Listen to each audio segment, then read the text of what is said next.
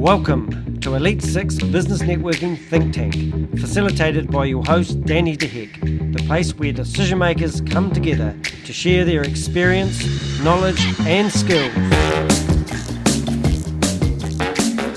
Walking with disabilities and accessibility issues. All right, I just realised I weren't recording, so hopefully it is recording now. So let's start that again. We've got Lachlan McNeil, who's all masked up. Good to see you. You must be in Auckland, are you? He's in the supermarket. Sorry, we can't hear you. Could you take the mask off? Wellington. Right, good man. Put the mask back on, don't want to look at you. Actually, I think it's an improvement. So, gone on track. Good stuff. Yeah. Yeah, no, welcome along. We're just explaining what people do. So what do you do, Lachlan, since you're in the limelight at the moment? Yeah, I've been wondering that too. And around bookshop looking at vague books. No, I'm a recruiter, technical recruiter working a lot in the renewable space at the moment. And that's pretty much me. Yeah, good stuff. All right, David Clarkson. Oh. We build. Yeah, I'm David Clarkson from Dynamic Communication. We build more confident, more competent, more credible communicators. So I'm a public speaking and business presentation skills trainer, and I do some other soft business skills training as well. Cool, you've even helped me a little bit. And look at me now. Cool. Jaline? Jaline. So it's Jaline and Steph from Auckland, and our company is called The Odd Wave. And we specialize in e-commerce. So we build e-commerce sites, and we do Shopify and Magento. Was that the second wave you were called, did you say? Second wave. Odd Wave. That's not bad. It's quite good, actually. We didn't cause the second wave. Yeah. Clinton, what are you up to? Clinton from Ergo Style. We provide ergonomic solutions and furniture to make your home office a safe and productive place. What else do you do? Also co-founder of Genius Co-working in Ferrymead and second site Ington. Yeah, cool, thank you. Chris, you'll be next, and then Jude after that if you like. Chris Cameron. We educate, inspire and empower people to develop positive outcomes in themselves and families and communities through martial arts and personal life skill development. Cool, Cooking. I think some food went down the wrong way. Jude. Good morning, everyone. If I'd known I was going to be in the spotlight, I'd actually dried my hair. Jude Stirling, Crunch Accounting Services. We provide bookkeeping, accounting and business advisory services to small to medium-sized businesses based pretty much everywhere in New Zealand. Most of our clients are trade-based. We have clients with rental properties, and what else do we do? Lately, a bit of a counselling service as well. So, yep, that's us. No, good stuff. Okay. All right, we'll just mute Lachlan. And Sean, I think you're on mute, but can you say good day? What's this? You're disinfecting people. From Quality Cleaning in Christchurch, doing pest controls and one-stop services for property improvement. Nah, very good. Well, I don't think I missed anyone. I did get everyone, didn't I? Helen. Oh. He always misses me. She was late for the meeting, so I'm not talking to her. I was not late. I was making you breakfast. Counselling. Do you do counselling? Sorry? You do counselling? Marriage counselling? Yeah. We're not married, so that's okay. What does that mean? Well, we don't need marriage counselling. We're not married. That solves that problem. All right, where were we? Helen, yes, sorry. Helen, I am Helen from Motivate Photography, and I shoot portraits, landscapes, sports, and anything else that anyone else wants, I guess. And I run my own online businesses. There you go. Now you know everything. Oh, well, hopefully you're looking at the screen. Hopefully it's coming up. I've just split between two screens and it's made no difference. So it looks like it might have jammed.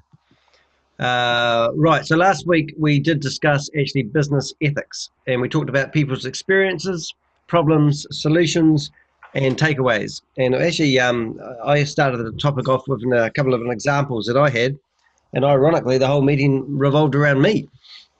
So this week we decided that we'd talk about managing our clients. So we were talking about, hopefully that's going to work. Yes, it is working. Right, we're away. So managing our clients' expectations or managing our clients in general, because at the moment that's a real tricky beaver, is to manage our clients successfully. So if you've been to a Think Tank meeting, you'll know that we first talk about people's experiences with trying to manage their clients. So let's get the ball rolling and let's tell me how you go about. Oh, Helen's already pointing at the screen. Yeah. There we go. What's people's experiences in managing their clients? Is it easy? Sometimes not. I think for me, where I normally have an ongoing relationship of some form with clients, it's really good to summarize the expectations and deliverables. So that's obviously in a quotation, but also in terms of trade. So I think if you have an extended gig with someone, sometimes you need to have that point of reference to go back to say, oh, this is what we agreed, or this is in, or this is out. So definitely having a specific contract about the particular gig you're doing, but also the terms of trade.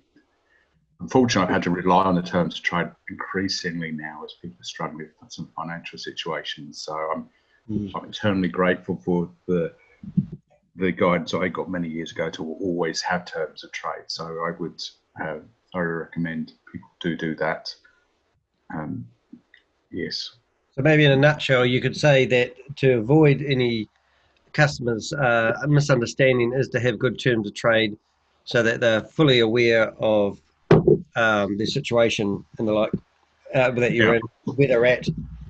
Yeah, so it's one is to it's like to agree, what's the scope of the job? Is like, what's the project plan? That's this is what I'm going to do, and if necessary, break into phases and all that good stuff or components, and then have the overarching thing is, by the way, and this is how I'm going to engage with you commercially. This is when I want to be paid, and da sort of thing. Yeah, I just paid a guy last night actually, and he was doing some work for me, and it was quite a nice experience because all the way along he was, making sure they weren't going to get a bill, and then all of a sudden be surprised by the total amount. But he did keep me up to date along the way, and also it was easy peasy. So as soon as the bill came in, I paid it, and I thought easy, no stress, no drama. I had no surprise. Oh my God, how much? Yeah, but I think that's a nice way of doing it. Anyone else got any experiences with managing their clients? Why do we need to manage our clients? Just on the technical side, because we offer e-commerce and those type of services, that when we're working with customers, you need to be completely transparent about what you're building. And if there's any problems with a project, you need to tell them right away. So this is the challenge, and this is how we're going to resolve it. And sometimes it's all trial and error, and that's also another discussion you need to have with them to make sure they're on the same page and it's not going to cause problems. Yeah. Yeah, I just quoted a guy to do a website, and I thought, when a person hasn't had a website for more, sometimes what they think it's going to turn into, like he wanted to be able to walk in somewhere, turn on his phone, start recording live, and instantly pop up on his website, and I'm sitting there going, oh my goodness, that's terrifying. That just doesn't happen quite like that, mate. There's a lot of blah blah blah. Anyway, so we bumped into him in a cafe yesterday, and he'd gone and got some other quotes from other website developing companies, and now I'm his best friend because I'm obviously a little bit too cheap, and also he's we built a relationship up with him, and it's a good thing, and we want to be part of this journey. And now he's got a more realistic expectations of what a website is. It's a better time for me to talk to him. Yeah. And that was quite interesting because I was downplaying my services, and he goes, "This is exactly what I want." And I thought that, Awesome. Actually, Danny, you raise a really good point there. One of the things I've found with clients is being absolutely clear right from the word go, just exactly what the expectations are, because you hear the term scope creep. And it can happen. Yeah. And you're not sort of like sure what's the financial implications on the way past. So yeah, establishing the expectations, I think, right up front. Yeah. What I've also learned is when some people come to you and they want an hourly rate. Now, we don't try to do that too much now, but in the old days we certainly did. And they would make a judgment on us depending what our hourly rate was. And of course, the hourly rate is multiplied by the number of hours you actually spend doing the job. So then they'd actually get the bill and go, how much? And we'd have to explain it all. So what I found now is I always try and, in the terms of engagement or the quote, I also tell them I'm estimating this much a month or whatever, and it kind of makes it have fewer of those conversations. But the best thing is to try and go fixed pricing, which is what increasingly we try and do. I used to get people who are hoping that I'll do the website free and then take maybe 10 or 5% of the sales they get from their website. And I'd go, and then you'd be in, and I just couldn't get over that one. No, thanks. I'm all good with that. Thanks. So you don't think your website's going to work?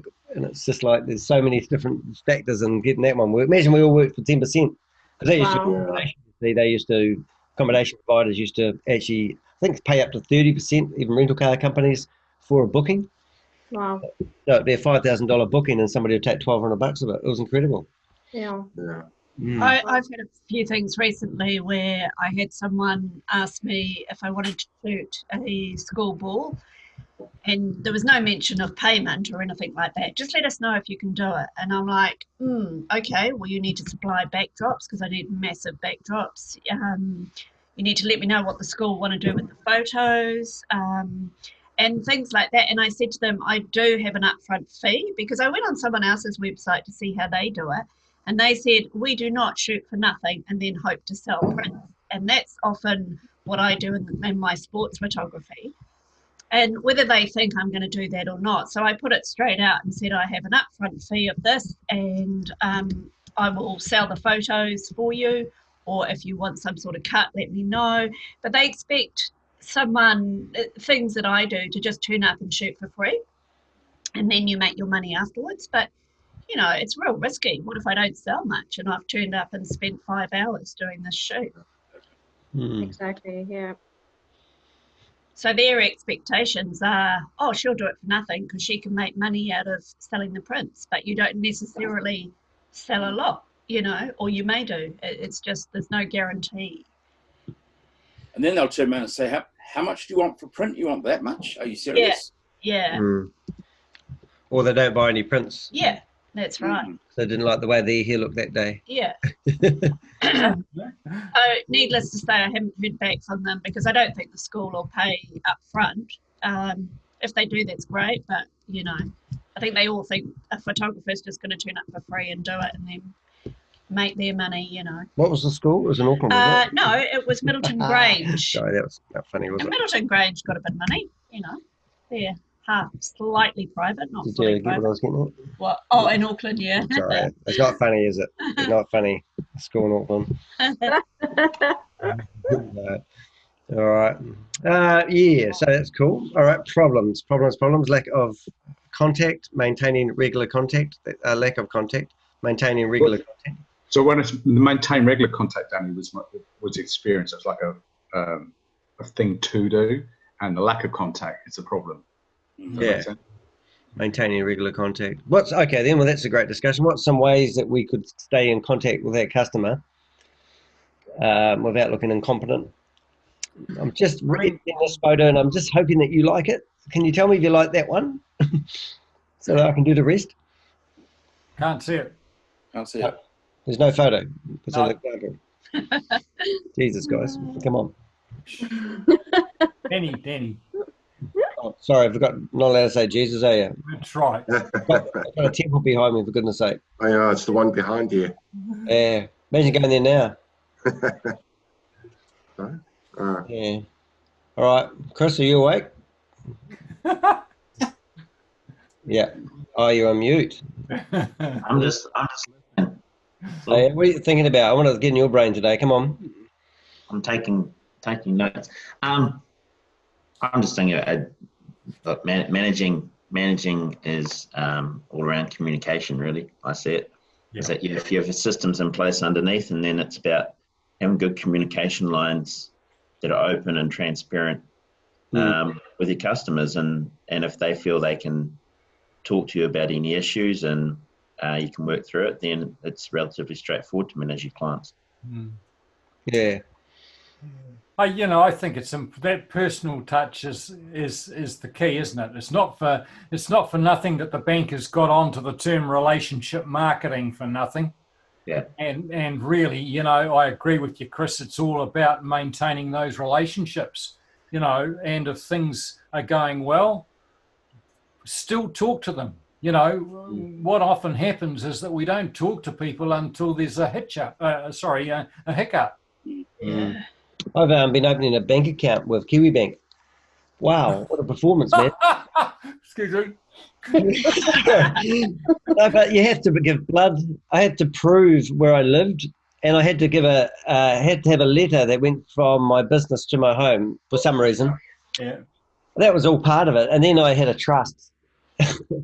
Then I had to get my lawyer involved, and I said, well, I've already got a bank account open with Westpac. So after waiting, it's taken 6 weeks. I've got money in the account, but I couldn't get it out until I finished it. 6 weeks. Yeah. And then at the end of it, I get a letter in the mail saying I need to fill out another form after the lady said everything's done and you're all good to go. Yeah. But it was just, but she did it was a week and a half between correspondence, and I finished up going into the office, and the young lady that helped me, she was brilliant. She had a relationship with us and got personal, and we finished up going back and getting Lockie's bank account. Helen's moved her personal and business over there and all that sort of stuff. But we got there at the end. But what a performance, man. It's all around the anti-money laundering thing, though, Danny. All the banks are the same. You've got to jump through hoops. I've been one of the bank accounts that I run for for the museum. We've been a customer of Westpac's for something like about 2 decades. Wow. And would you believe, because I wanted to change the signatories round and then get onto electronic banking, I had to jump through bloody hoops to do that, exactly the same way as you. And thank God I didn't have a trust involved as well, because I'm thinking about setting one up for it. But it did. It took ages, and it's probably one of the most frustrating exercises you can go through. The banks these days are just so cautious and nitpicking. It's awful. Well, as you said, it is actually the Money Laundering Act that's causing them a lot of grief.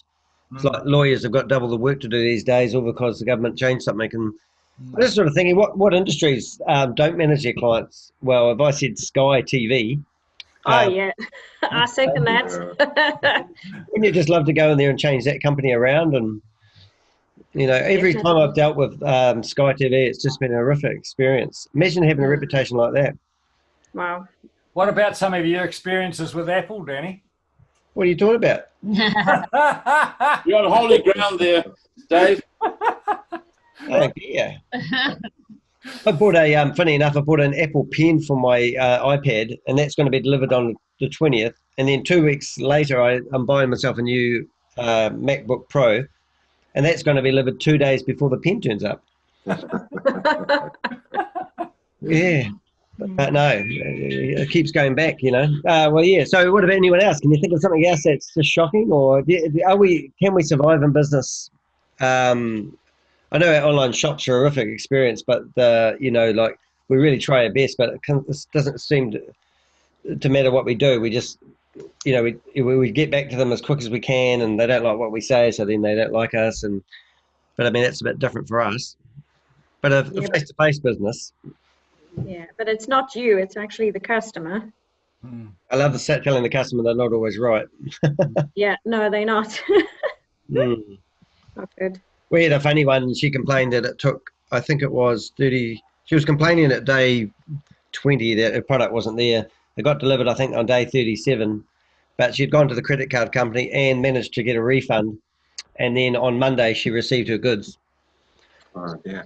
Yeah, and I couldn't believe it. And, we have 20 days to reply to people who make a complaint, but the bank decided that they'll just give her the money back. And you sort of think, oh, and I thought, I'm not even going to contact her. Oh, dear. Yeah. Oh, dear. We have a lot of troubles with New Zealand Post, but I don't know if it's all their dealing, but they're not responsible for nothing when it goes missing. Yeah. So we had a stolen. I bought a $300 camera lens off me, and my mate Steve, who sells the watches, said, "Oh, look, we'll put an intercept on the goods." So he went to his account manager. He spends probably 4,000 or 5,000 a month with them. He said, "No worries, we'll put an intercept on the goods. Here's the tracking," and it took literally 6 weeks before the goods got to New Zealand, and then the goods got delivered to the address of the person that bought the goods, theoretically, that's stolen. And I said, "What happened to the intercept?" And he said, "Oh, New Zealand Post told us that we couldn't intercept the goods until they're in the country, but they forgot to tell us that part." And it's like, oh, all right, we explained it was stolen and somebody's going to get some stolen goods and it's coming from China. But yeah, so that was a $300 loss this week. Oh, no. Not that I needed another camera lens, but yeah, sometimes it doesn't matter what you do, you just can't win. We're having a lot of problems with New Zealand Post. You know, where does I don't know if anyone knows the law around this, but where does the back end, when we get the product delivered, it shows that NZ Post have delivered it, even their GPS shows it's gone onto the property. And then the person rings us and goes, "We haven't got the goods." And we're like, "Well, we've got proof it's been delivered." And then they write to NZ Post, and NZ Post says, "Oh, contact the sender and get them to put in a claim." And we're like, "We can't put in a claim. You've delivered it. It shows delivery." And they're pretty much saying that us, as the little guy, will compensate, but we haven't lost it. It's NZ Post that have lost it. It's got to the destination. So who pays out? Because I've got 2 of those, and I'm probably going to lose about $150, $200 because of NZ Post. So where does the buck go there? Is it up to me to refund the customer, or is it up to me to fight for it? I just don't know. Yeah. Wow, that's scary. Yeah. Yeah, it's just the way it is. We just build it into our company, that's all. All right, so what's some solutions with managing our clients then? What's some solutions? I think I like systems and processes myself. Yeah. Systems. Yeah. And where's my typo when I need it? That's right? Yeah. And put everything in writing. Solutions. Yep. Contracts. Do you want to do that? Huh? Get a firearms license. Oh, I never said that. Get a firearms license. Firearms license. That's not funny, Nigel. I know. Sorry. People are listening to us on our podcast thingy. And talking about that, I know this is off the subject, but did you guys have guns in South Africa? Do you have them at home? No, we didn't. Yeah. A lot of people just refuse to do that kind of stuff. But with guns licenses, it's become a lot complicated to have. Yeah, there were a lot of people that had firearms, and the government wanted all the firearms handed in, and using them to protect themselves against, crime. People would break into your house and do horrible things to you. Yeah, the government still said no, hand your weapons in. How did that go though? Did people actually do it? Some did. Some didn't. Too late, isn't it? Sometimes. Yeah, and even if you do hand them in, they get put in the wrong hands. Right. And that's what happens, and then they get used against you. There were crimes that actually picked up weapons that used to belong to legitimate people. And then there was a loophole in the system. But anyway, that's not sensible. Yeah. Managing clients. So firearms is not a good idea then, is that what we've come up with? I'm kind of glad about that. Yeah, I wouldn't put that down. I think a really effective using them in relation to clients. CRM system. I would rather say take up martial arts. Yeah. There we go. That's correct. So who uses CRM systems at the moment? We don't. My contacts on my phone is the most simplest way I do it, because every time I upgrade my phone, I want them to be with me all the time. So even I believe that's some sort of system in itself, just having all your contacts. Every time I get a client, I put their first name, last name, email address, and phone number in my phone, and then in their company name, I normally put in brackets how I know them, rather than their company name. Yeah. So yeah, and then I keep people's business cards on my desk until I load them on my phone, and then I throw them away. That's Oh, what. that's good. Chris, Yeah. you were going to say something a minute ago. What was that? I was just saying CRM systems are crucial to be able to track Oh, right. your customers' details and generally where you're at with them. Right. Yeah. For all my websites, I'm using Remaze, and that is just amazing. Like we've got maybe 40 standard emails, and as soon as somebody contacts us via Facebook or Twitter or any other form, email, of course, then it all groups it together as one client, and then we can go through the whole correspondence.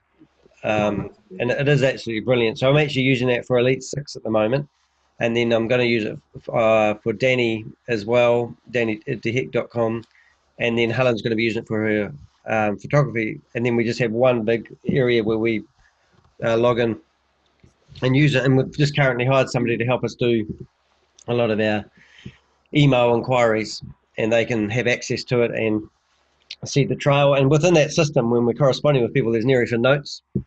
So in the notes area, we'll put tracking for parcels or if they phoned us or all sorts of things. And it is brilliant, actually. And that's what we're building a whole company around at the moment. Oh. Mm. Dealing with some challenges. Sorry, can you hear? Yeah. No. Not too good, mate. Oh, okay. Oh, there you can. Okay. No, No, okay, all right. no, it's a Bluetooth headphone, unfortunately. I know what's happening. It's Rubbish. yeah, they are. They're good for blocking the flies going into your ears. Sorry, mate. Got one of those devices, the Beats. It's in the glove box of the car, I think. But you can wave at us, and we'll smile. Smile away, boys. Just smile away. Right. So we were talking about CRM systems, solutions. Talking to your clients, was that a good solution? Yeah. Yeah. Absolutely. Yeah. And I won't do the full hour today. And what I'm going to do, I wouldn't mind having a general chat at the end and carry that on and talk about people's well-being, really, and how they're dealing. I just thought we'd try to stay on target because a lot's going on at the moment. Be up front, that's right. I still love a book I listen to. Funny enough, I think I talked about it a couple of weeks ago, but it's called Flip It. Yeah. And fronting up, what am I trying to say? When you stuff up is basically front up and explain to the customer where you're at, or maybe if you've gone over budget. That could be a good example, isn't it? When you've allotted so much time and near the end of the job, you feel like you've done twice the amount of hours than you quoted, and you feel that you should pass it on to the customer, but you don't feel you can. But then sometimes the customer keeps asking for more and more, and then before you know it, it just never ends, those jobs sometimes. It's the scope creep we were talking about before, isn't it? And the expectations. Hmm. Now, I've taken. Can you hear me now? Yep. Yes, we can. Thank you, mate. Okay, cool. Okay, I've had a bit of experience. There's obviously recruitment. You have and conditions. Oh, no, you ask can't. people. No. Sound like Donald Duck, mate. Oh, I like okay, Donald Duck, all right. though. All right. Do you feel loved? I hope you feel loved. Chat. All right. Sorry, buddy.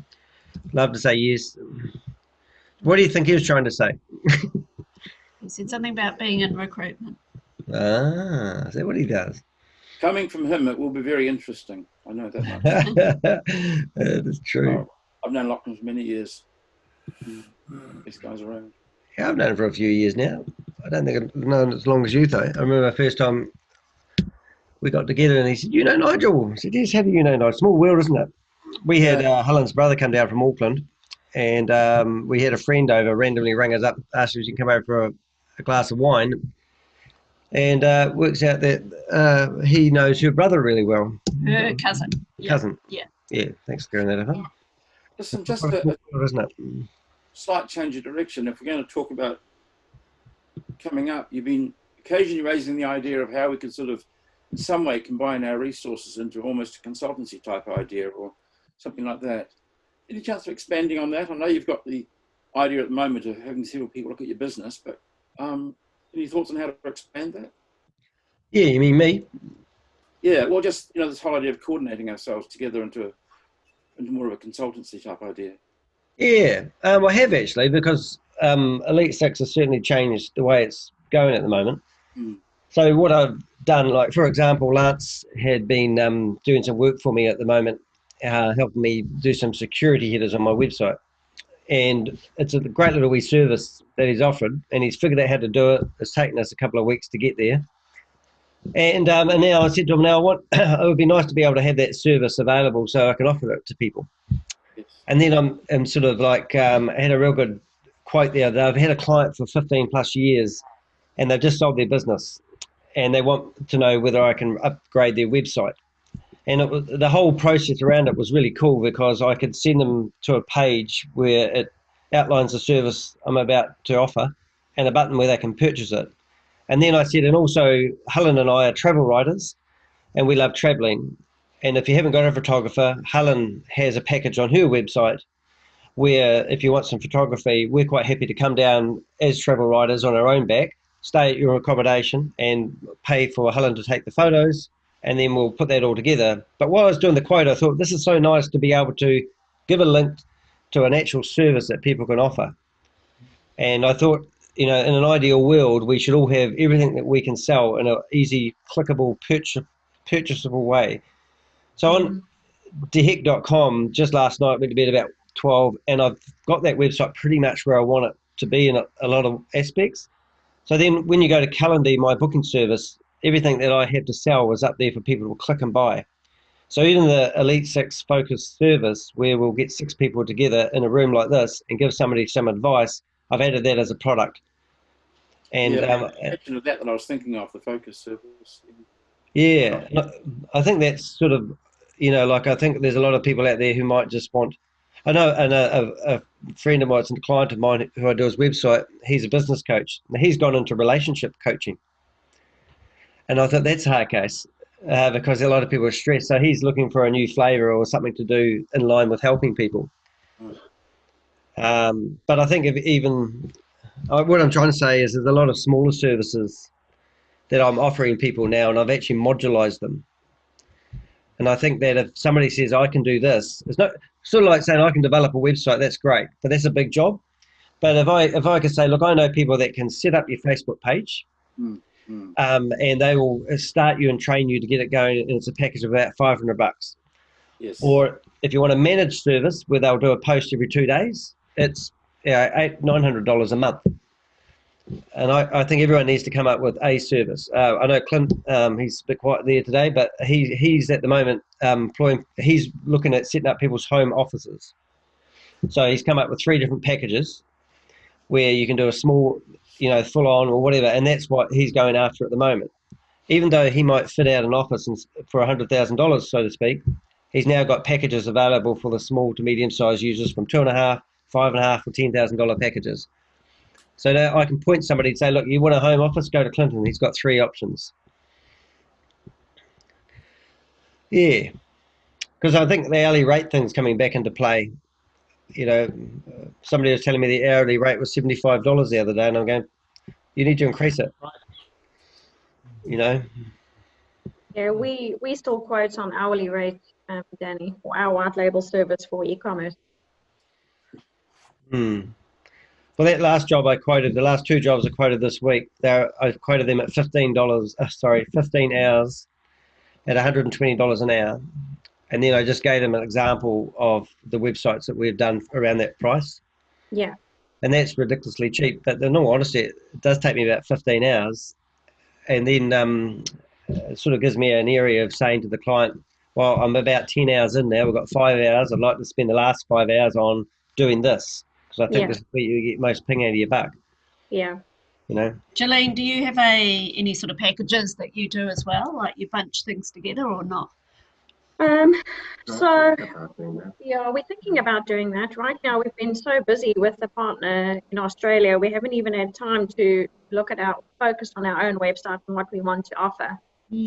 So it's going to quieten down a little at the end of August, so we'll be able to do that. But yes, definitely. Yeah, I think having, like Danny said, having those packages is quite good. I have 3 lifestyle packages, and you can just see what you get for each one and how much time I spend on each one.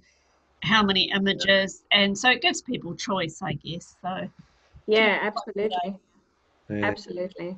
And they're not too expensive either. Yeah. It's kind of like going for the low-hanging fruit. I think Yeah. that's really important. Yeah. I can build a website in 15 hours and have it up and running, and I can do a lot. So why not charge my hourly rate? And they might look at my hourly rate as expensive, but then this particular guy went away and said he got other quotes, and his eyes just got rolled back into his head. And I said, yeah, 7,500, 12, 15,000. I know. Oh, yeah. And he's going, yeah. And I go, yeah, that's what it takes, mate. And I can promise you, at the end of that, you won't get anything that really works. It will just be some static piece of glossy brochure that you look at and go, ooh. Exactly. Yeah, no, it's quite scary what people are being charged out there, but yeah. We could probably all do that, though. We could all have some sort of packages, couldn't we? A 1, 2, and 3, and it's lower to higher or higher to lower, and it just gives people options, and I think they feel they've got value for money that way too. Absolutely, yeah. Yeah, we do a lot of ad hoc supports as well. So we're definitely looking at selling bundled packages for hours for support or a reskin or whatever the case is, and we can definitely put that into packages for sure. I think if I'm just going to stop this share and start up another one. Just what I think, we just use WooCommerce. So I'm just looking at Helen's website as an example there. So we've just revamped a lot of it, but if we go into the shop and you can click on photography, sports trade, lifestyle. Yeah. So that one's finished. So because Helen's got this on her website, then it gives people an indication of hopefully the photos of what the lifestyle photography is all about, because she's got a library, she's got photos she's done. Nice good looking fella, that one. Then here it's a little snippet about what lifestyle property is about. And then here we've got bronze, silver, gold, and obviously people just want something, so that's $500. And here's the bullet points of exactly what they get. She's going to redo this. I've got to redo some of that. She hasn't listened to me. But in the meantime, what that means is I can literally come along to the top of the website, grab the URL and give it to somebody and point them to a place where they can click add to cart and they're away. Yeah.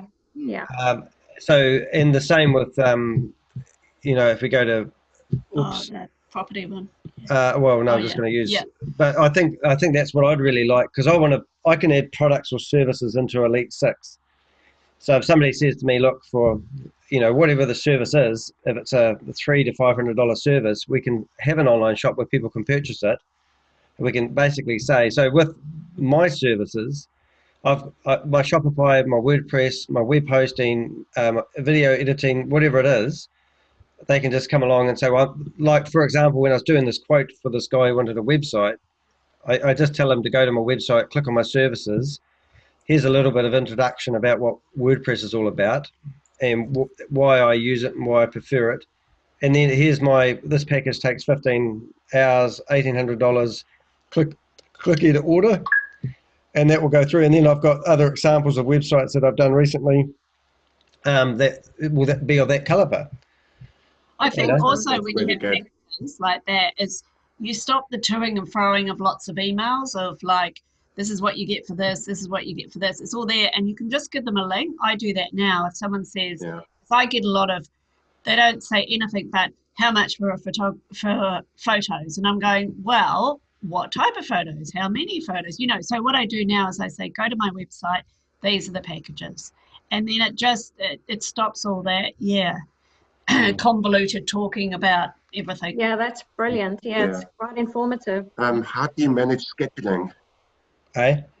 Scheduling, like if a client wants things done ASAP, like how do you manage that?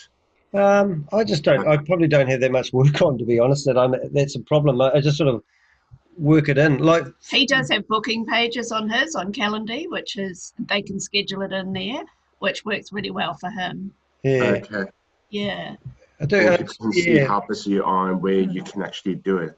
Yeah, you can. Yeah, because you can block out parts of your calendar that you don't want people to book in, and it's quite a good system. Yeah, I might even look at that at some point. So it does. I'm starting to pay for these little wee services.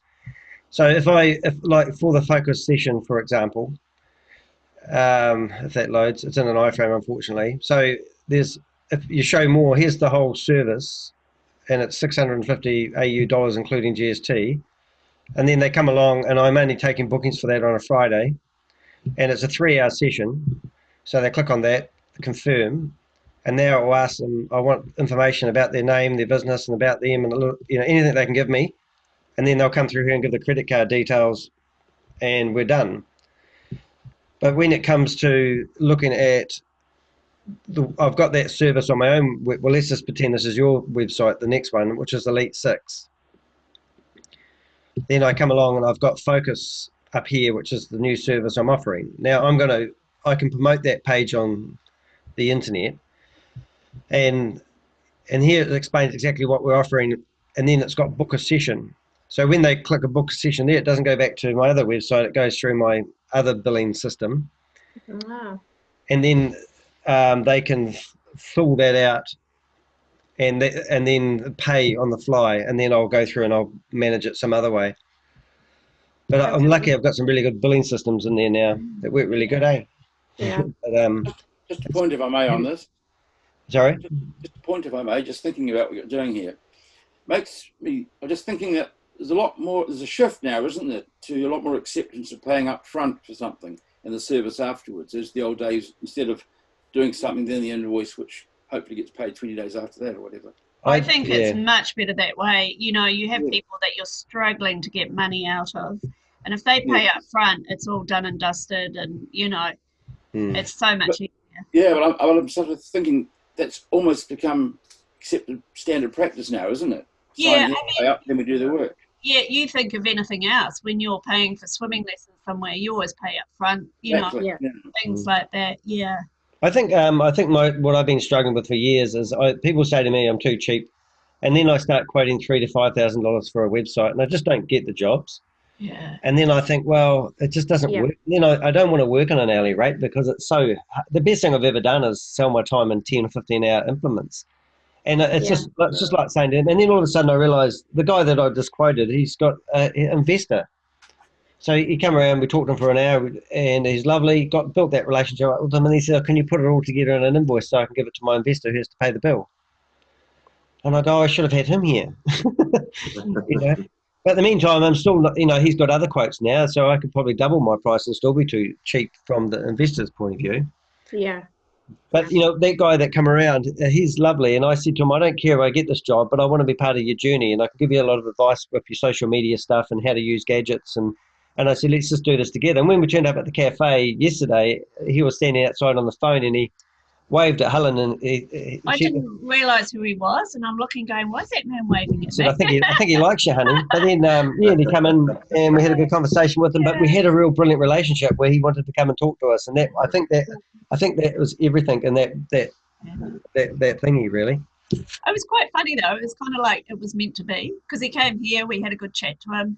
And then all of a sudden we bump into him in this cafe that he doesn't normally go to, and I don't think he lives around the area. And it just sort of worked out. Yeah. I think even like, I don't know about Jude there's having a good drink, but do you charge per month? Don't have to answer straight away. Do you have a monthly fee or a yearly fee, or is it per month? Most of our clients are on a monthly fee, but we still do have some people who just come to us for compliance that will do an annual fee. Yeah, because I think that is a monthly fee. It's been a game changer in the accounting field, being able to pay your accountant per month. Absolutely. And it works good for everyone. I remember one lady who actually went bankrupt who was an accountant. And I said, why don't you charge monthly? I said, because you get paid over a 2 or 3 month period. And I said, you're doing GSTs for people, and then they collect all this debt, and then you chuck a big bill on their lap. No wonder you're not going anywhere. So she started doing GSTs and nearly climbed out of it, but didn't. Yeah, and also it's a great way of keeping up. Real game changer. Yeah. So charging differently, and I think it's quite paramount right now that we need to obviously think different. I mean, are we worried that if we don't charge enough for customers will think we're desperate? I just sold $12, a $12 product. That means that person paid $8 shipping and bought something for $3.90. Who would think? And they're going to wait 40 days to get it. No, they're not. It's been 25 days. Yeah. Yeah. It's quite quiet in here. Yeah. Is Sean frozen? Sean's frozen. Yeah. So what would be stopping us marketing other people's products? What could go wrong? Like if I decided that I want everyone in Elite Six to give me one product or service they can sell, and it can't cost more than $300-400, what would you sell? That's a good question. You're going higher. How are you? Hold on a sec. I reckon I should just. Sorry. You're right, Sean. Yeah. So I mean, is there something that's worth our time selling for that amount of money? And what slows us down when we are selling objects at that much is the transaction time. You know, writing an invoice. Is it worth my time doing all that sort of stuff? But, you know, like I get paid with PayPal and it's in my bank. You know, anyone can, you know, have a payment. You start Stripe is brilliant. You know, you can get credit card monies off people real easy these days. You know, so there's a lot of services that I'd challenge you all to come up with something you could sell. I could buy another one of these. These are my favourite mouses. Has anyone else seen a mouse looking like that before? Mouses. I nearly bought one. Clinton sold this to me. This is I think a $260 or $80 mouse, and I was trying to find a wireless one because I didn't have enough ports in the back of my computer. They don't sell them, by the way, Clinton. Sure. But you know, there's widgets and there is products. So I mean, maybe if you were to come up with a product, it could be a challenge for us. Chris, we've just added Genoa Pay to both our websites as well, which I might have sold our first one today actually, which is similar to Afterpay. Yeah, so people buy it and then they pay it off. Is that right? Yeah, 10 equal payments. Oh, yeah. okay.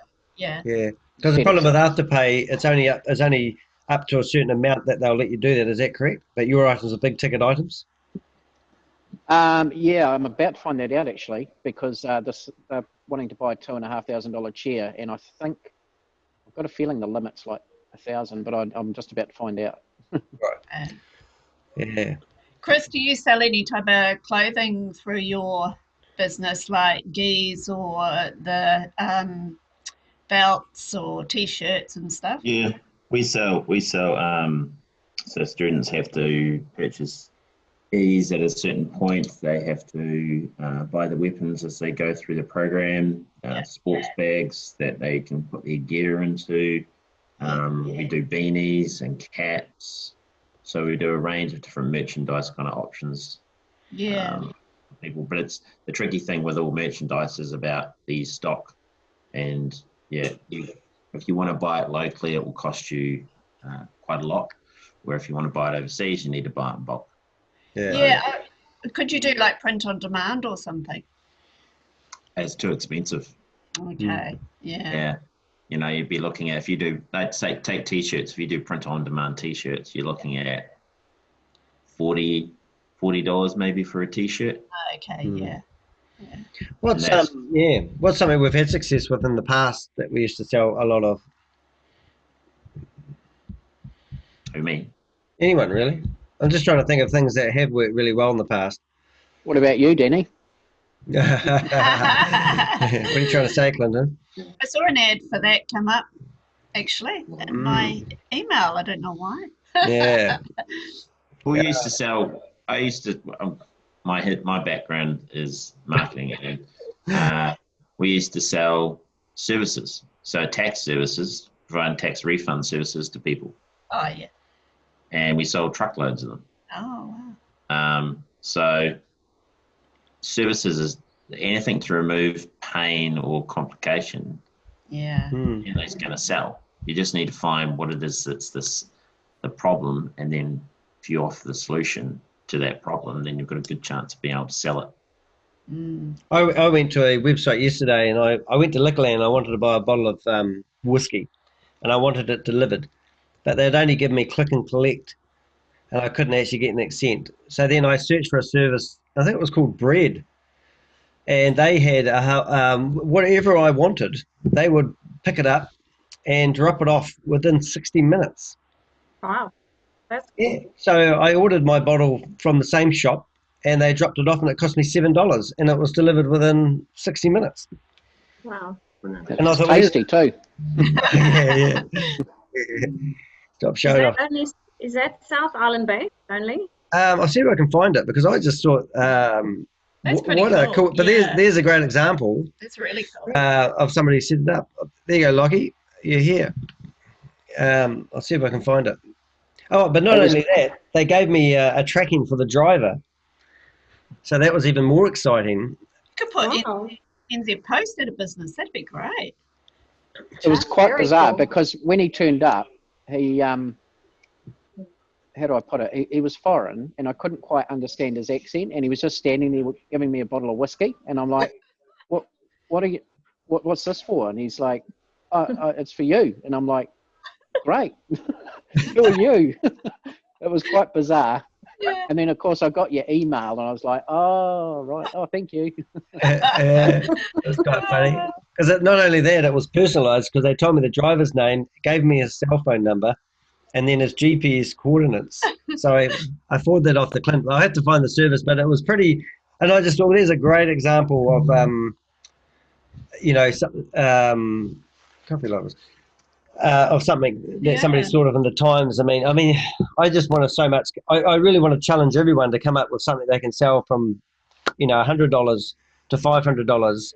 That somebody can click a button, give their credit card, and you get the money, and then you either do it. Is it like I'm doing a workshop at the moment, and I'll give you a little bit of insight. If I sign up somebody on Shopify, I'm a Shopify partner. They actually give me a trial commission for the first 2 months. So that means that I can come up with a workshop showing people how to use Shopify and how to set it up. And then if they sign up and pay, then I get a commission. Yeah. So it merits me doing a free workshop where I might spend 45 minutes in front of the camera showing people everything they want to know, but they must sign up from this link, and $59 US in it. I can tell you an experience I've had just recently via LinkedIn. And I think I mentioned to you, Dan, I've actually engaged with them, but the guy reached out to me, a digital marketer. Quite a slick convo. Very quickly, I'll tell you what he said, and it was quite compelling. I was like, oh, that's quite clever. Where is it? Just here. I'll read it out to you. Cut and paste in the chat as well, so we might be able to use it in our own stuff. Yeah. His opening statement was, Clinton, I won't waste your time here. Here's the pitch. We will work for free for a month. You don't like us, we bugger off into the sunset with our tail between our legs, and you won't have paid us a cent. No catch. And then he did a follow-up saying, hey, Clinton, putting my money where my mouth is, we work completely for free. Word of mouth, then show you what we've achieved. Let's talk, our fees, blah, blah, you're keen for a chat. And I sort of had partly ignored it, and then he did a third follow-up, and then this is where he got me, and he said, mate, if you're not interested, tell me to bugger off. Don't want to annoy you with these stupid LinkedIn messages. But if you're worried about legitimacy, you can talk to a couple of Kiwi companies I've worked with. And I did do that. So I went and spoke to them. And both had very good experiences. So, yeah, and as of yesterday, I'm getting them to do some work for us. Oh, all right. Awesome. Different approach, you see. Yeah. I think if you're thinking different, I really think... His pitch is basically return on investment. So they're a digital marketing company, and, there's a million of them are out there. So I met with their team on Zoom yesterday and gave them access to, our website and ads manager and all that stuff. Yep. But anyway, it was just interesting. I have a backup of your website just in case it goes wrong. Yeah. Yeah, that's why I gave you a heads up. Yeah, that's right. Click save now. Quick. Yeah. Good stuff, and that's what it's all about. So maybe that's a challenge. Next week, could we maybe you'll come up with a side hustle that we could do? Would that be a thingy? And I mean, why not? I mean, I know Lachlan's got a real good one where he's been doing CVs for people. So rather than recruiter, I know they get paid quite a bit. The side hustle of setting up and helping somebody put their CV together might be the low-hanging fruit. But 10 low-hanging fruit does add up to something substantial. Yeah. And I don't personally think that Lockie actually probably, I'll take liberty in saying this, but you probably don't value your expertise until you do it and realise that people really want this. And then all of a sudden you're going, oh, actually, I can offer a lot of my experience, knowledge and skills to people. Yeah. Cool. But if somebody contacts me and said I'm looking for a job, and I go, the first thing I want to say now is, what's your CV like? Oh, hey, just get Lockie to have a look at it. It'll cost you, beep, a couple $300. And he employs lots of people. He looks at CVs all day long. He'll tell you what page to rip out. It's quite an interesting sell though, because a lot of people say, "Oh, look, I can get one done for $25," and you say, "Well, for $25, you can be in the pile." If you want to be on the podium, it might cost you $300 or $500. And they go, "Oh, that's a lot of money." And say, "Okay, let's imagine it gives you a job 2 months earlier than otherwise. What's your 2 months worth?" Oh, yeah. Oh, it's the dawning. So if you want to be in the race, and if you want to participate in the race and you want to be at the back, that's fine. But to be in the front, you've really got to have something that's going to work for you. And that work for you is going to be directly in dollar terms. If it costs you 1 day's salary. Yeah. So that's a bargain. So but sometimes you do have to pay more to get more. I am selling my old car at the moment, and I could do like a $48 ad. It's through Trade Me, or a $99 ad, or $150. Yep. So I just went, I want this thing sold. I'm just going to do the $150, and it's got so much traction. It's amazing. And now there's a bit of a bidding war going on, so it's great. Yeah, it's up to. We were going to let it go for $1,500. Hope they're not listening to this. We started $1 no reserve, and I was like, I'm really worried about that. And he goes, no, believe me, it'll work. And now it's up to about $3,000. So it's great. I've got a guy that actually says, I've just put the link of that service. It's called Give Me Bread. As a delivery service. I don't know if you've heard of that. No, I want to check it out. That's cool. Yeah, I'm all about convenience, especially when we're busy. Yeah, but I just couldn't believe it. It was everything and anything they pick up. There's also a portal on their website where I could search Liquorlands. They must have feeds of all these places that let them drop off stuff. It was a very slick service, but you have a play and have a go. Hey, well, guys, I think we're done for time, so I'll just finish off the podcast as such so I can stop the recording. I've come up with this brilliant new service. I think it's called Otter. And basically, after the podcast is finished, I upload the sound recording and it prints the whole lot into a blog for me. So I did notice that when I say Elite 6, it actually comes up as Elite 6. And I haven't got time to edit it all, but I'm sure you guys will understand that it's not Elite 6. But that could be another opportunity at another time. So if you are listening to our podcast, thanks for tuning in. And sorry about Danny. And by all means, check out our website at elite6.co.nz and come along and meet some of these crazy people. It would be absolutely awesome. Have a great day. All right.